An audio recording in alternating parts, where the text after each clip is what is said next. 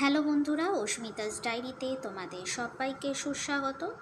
আজকে আমি ঘাগরাকে স্কার্টের লুক দেওয়ার দ্বিতীয় পর্ব নিয়ে তোমাদের সামনে চলে এসেছি অস্মিতাস ডায়েরিতে। তোমরা কালকে দেখেই নিয়েছো যে স্কার্টের পাটটা কিভাবে নিচের দিকটা সুন্দর করে সেট করে লাগানো হয়ে গেছে।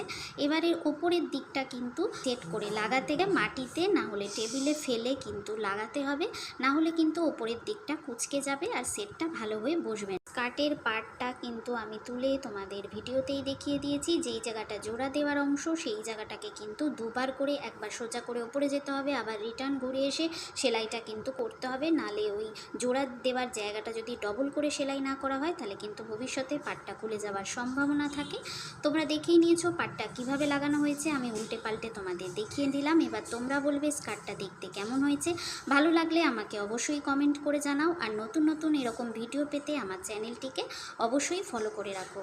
বন্ধুরা, আমার Facebook page, channel, Instagram profile link দেওয়া থাকবে, তোমরা সেখান থেকেও কিন্তু আমাকে ফলো করে রাখতে পারো।